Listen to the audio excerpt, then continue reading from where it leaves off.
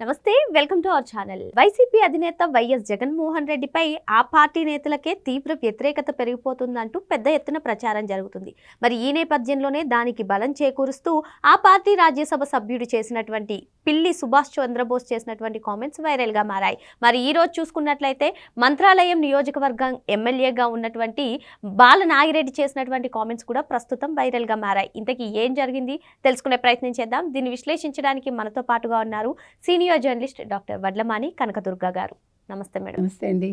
మెప్మా నిధుల్లో అవకతవకలు జరిగాయంటూ నిన్న పిల్లి సుభాష్ చంద్రబోస్ మీడియా ముందే ఎవిడెన్స్తో సహా చూపించారు. మరి ఇప్పుడు చూసుకున్నట్లయితే బాల నాగిరెడ్డి గారు సెన్సేషనల్ కామెంట్స్ చేశారు అటు వాలంటీర్ వ్యవస్థ పైన, అదేవిధంగా జగన్మోహన్ రెడ్డి పైన. మరి మొత్తానికి గత కొద్ది కాలంగా ఏదైతే ప్రచారం సాగుతుందో జగన్మోహన్ రెడ్డి పైన ఆ పార్టీ సొంత నేతలే తీవ్ర వ్యతిరేకతతో ఉన్నారని, మరి దానికి బలం చేకూర్చే విధంగానే ఉన్నాయి వీరి కామెంట్స్. మరి మొత్తం ఈ పరిణామాన్ని ఏ విధంగా చూడాలంటారు? మనం ఎప్పుడో చెప్పాం కదండి, ఒక్కొక్కళ్ళు బయటకు వస్తారు ఈ పార్టీ మూతపడుతుందని.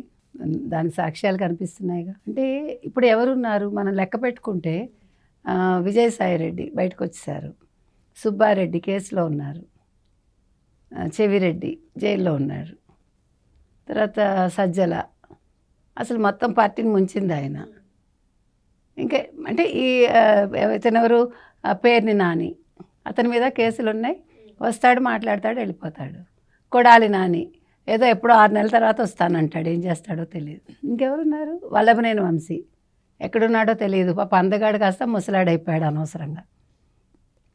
రోజా ఏం చేయాలో తెలియక ఉంది ఆవిడ, ఎక్కడ ఆఫర్లు లేవు, మధ్య మధ్యలో వస్తుంది, లోకేష్ని తిడుతుంది, లేదా చంద్రబాబుని తిడుతుంది, లేకపోతే పవన్ కళ్యాణ్ని నువ్వు వేస్ట్, నువ్వు జనసేన ఇదేంటి కూటమిలోంచి వెళ్ళిపోతే కానీ దిక్కు లేదంటుంది.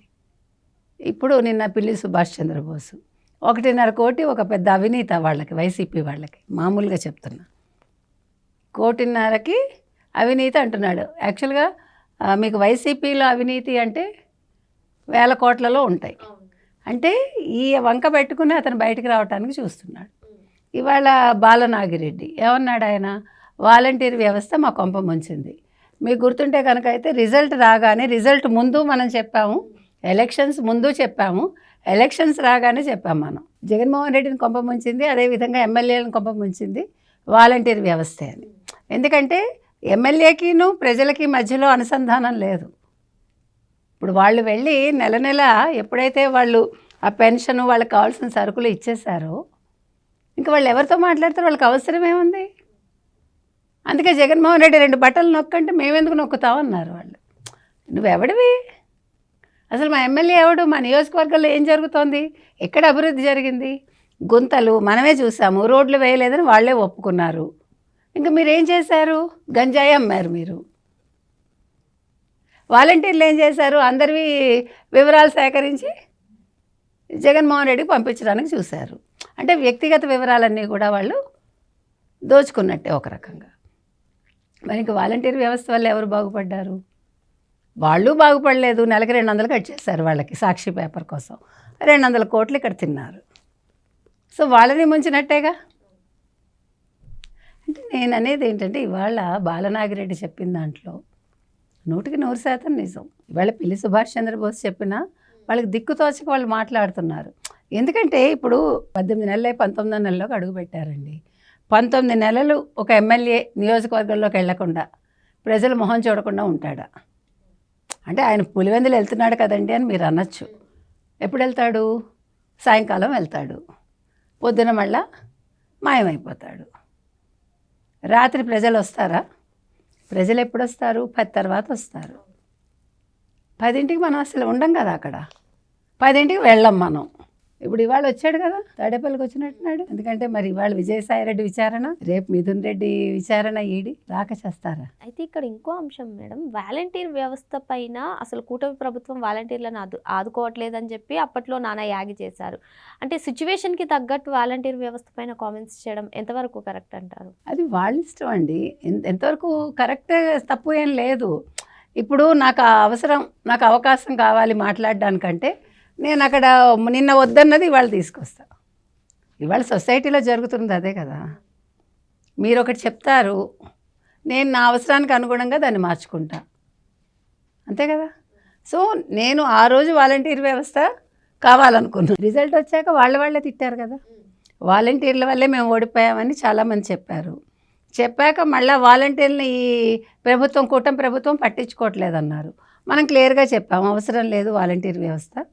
వాలంటీర్లకి స్కిల్ డెవలప్మెంట్ ట్రైనింగ్ ఇచ్చి వాళ్ళకి సరైన ఉద్యోగాలు చూడండి అని మనం చెప్పాం. ఎందుకంటే ఈ 5,000 ఎందుకు, వాళ్ళకి స్కిల్ ఉంటే కనుకైతే ఇంకా ఎక్కువ సంపాదించుకుంటారు. ఇదేమి పర్మనెంట్ ఉద్యోగాలు కాదు కదా అని క్లియర్గా చెప్పాం మనం. మరి అలాంటప్పుడు ఇవాళ వాలంటీర్ వ్యవస్థ వల్ల మళ్ళీ నష్టపోయామంటే మీకు తెలియాలి, అది మీరు నష్టపోయారా లాభపడ్డారా. ఇప్పుడు మళ్ళీ ఏమంటున్నాడు బాలనాగిరెడ్డి, మేము మళ్ళీ వస్తే కనుకైతే మేము వాలంటీర్ వ్యవస్థని తీసుకురాం మళ్ళా అని. మరి చేసిన తప్ప ఎవడన్నా చేస్తాడా మళ్ళీ బుద్ధి ఉంటే. రెండోది 2.0 అమలు చేయాలి. మళ్ళీ జగన్మోహన్ రెడ్డి 2029 ముఖ్యమంత్రి అయితే ఆయనే ఒక పక్క కార్యకర్తల్ని కలవట్లేదు జగన్మోహన్ రెడ్డి. వస్తున్న దానికే 2.0 మళ్ళీ ముఖ్యమంత్రిని అవుతానంటున్నాడు ఆయన. ముఖ్యమంత్రి అయ్యాక తప్పు చేసిన వాళ్ళు పని పడతా ఉంటున్నాడు. మళ్ళీ జగన్మోహన్ రెడ్డి బయటికి రావట్లేదు, కార్యకర్తలు కలవట్లేదు. అంటే ఇది మొత్తం వాళ్ళ వైసీపీలో ఉన్న ఒక అసంతృప్తి. ఇవాళ బాలనాగిరెడ్డి మంత్రాలయానికి చెందిన ఆయన బయట పెట్టాడు. అంటే ఇది ఇక్కడితో ఆగదు. నిన్న పిల్లి, ఇవాళ బాలనాగిరెడ్డి, రేపు ఇంకెవరో, మీరు అది కూడా చూస్తారు. కాబట్టి ఇది జగన్మోహన్ రెడ్డి ఆలోచించు. కానీ జగన్మోహన్ రెడ్డి ఇప్పుడు కూడా పతనపు అంచులు చూసేటప్పుడు ఎవడు పట్టించుకోడు, అంటే కళ్ళుకి పొరలకు అమ్మేస్తాయి. కాబట్టి ఇప్పుడు ఏమనుకుంటాడు, నా అంతటి వాడు లేడు, ఇంకా అదే భ్రమలో ఉన్నాడు ఆయన. అంటే ఈ కూటమి ఎప్పుడో పడిపోతుంది, కానీ పడదని పాపం ఆయనకు తెలియదు. తెలిసినా కూడా తెలియనట్టుంటాడు. నేను ఏదో చేసేస్తాను, ఉద్ధరిచ్చేస్తాను, కూటమి పని చెప్తాను అంటాడు. ముందు నీ పార్టీ సంగతి చూసుకో జగన్మోహన్ రెడ్డి అని మనం చెప్తాం. కాబట్టి ఇవాళ బాలనాగిరెడ్డి మాట్లాడింది మనం ఎప్పుడో చెప్పాము. ఇప్పుడు కొత్తగా వాళ్ళు చెప్పేదేం లేదు. ఇప్పుడు ఏదో ఒక అసంతృప్తిని ఏదో ఒక రూపంలో వ్యక్తపరచాలి, జగన్మోహన్ రెడ్డి దృష్టికి వెళ్ళాలి. కాబట్టి ఆయన ఆ రకంగా మాట్లాడాడు. ఇప్పుడు ఇది జగన్మోహన్ రెడ్డి దృష్టికి వెళ్తే ఈయన పార్టీ నుంచి ఈయన పంపించేశాడు అనుకోండి, అప్పుడు ఈయన వేరే పార్టీలో జాయిన్ అవుతాడు. సింపుల్, అంతే. అంటే మొత్తానికి జగన్మోహన్ రెడ్డి పైన ఆ పార్టీ నేతలకే తీవ్ర వ్యతిరేకత పెరిగిపోతుంది అంటారా మేడం? ఆల్రెడీ ఎప్పుడో ఉందండి. కాకపోతే ఇంకా వాళ్ళు విసిగెత్తిపోయి ఏం చేయాలో తెలియట్లా. ఇప్పుడు ఏమన్నా అంటే ఇదివరకు ధర్నాలు అవి ఇవి అన్నారు, పీపీపీ మోడల్ మెడికల్ కాలేజెస్ని మీరు వ్యతిరేకించండి అన్నారు. ఇప్పుడు ఇష్యూయే లేదు కదా. ఇప్పుడు వాళ్ళు ఏ మొహం పెట్టుకుని ప్రజల్లోకి వెళ్తారు, ఏముందని వెళ్తారు? ఏదో ఒకటి వాళ్ళకి అవుట్కమ్ కావాలి.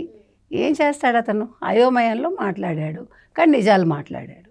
కాబట్టి ఇప్పుడు జగన్మోహన్ రెడ్డి ఆలోచించుకోవాలి, ఉన్న వాళ్ళని ఎలా నిలుపుకోవాలి అని. ఒక్క పాయింట్ ఏంటంటే, వీళ్ళు ఫస్ట్ నేర్చుకోవాల్సింది చంద్రబాబు నాయుడు దగ్గర. ఎవరు? జగన్మోహన్ రెడ్డి లాంటి వాళ్ళు.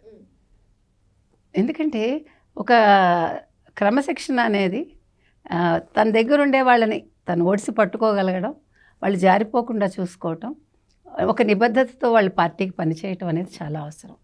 అది మీకు తెలుగుదేశంలో ఉంది, మళ్ళీ భారతీయ జనతా పార్టీలో ఉంది. అది రావడం లేదు, రాదు కూడా. ఎందుకంటే వాళ్ళకి ఎప్పుడూ శిక్షణా తరగతులు లేవు. తెలుగుదేశం వాళ్ళకి మొదటి నుంచి శిక్షణా తరగతులు ఉంటాయి. చంద్రబాబు సక్సెస్ ఎక్కడంటే, చంద్రబాబు పార్టీని పటిష్టం చేశాడు. తను వ్యక్తిగతంగా పటిష్టం అవడానికి ఎప్పుడు ఆలోచించలే, అది ఆటోమేటిక్గా జరిగింది. ఎందుకంటే ఆయన తెలివితేటలతోటి ఆయన కేంద్రాన్ని కూడా శాసించగలిగారు, ఇప్పుడు గలుగుతున్నారు. అది కావాలి. నాయకుడు ఎప్పుడు నేను అని అనుకోకూడదు, మన అని అనుకోవాలి. ఇది మన పార్టీ అని అవతల వాళ్ళు అనుకునేలా చేయాలి. అది వైసీపీకి లేదు, బీఆర్ఎస్కి కూడా లేదు. మరో అంశంతో మళ్ళీ కలుద్దాం. Thank you madam. Thank you.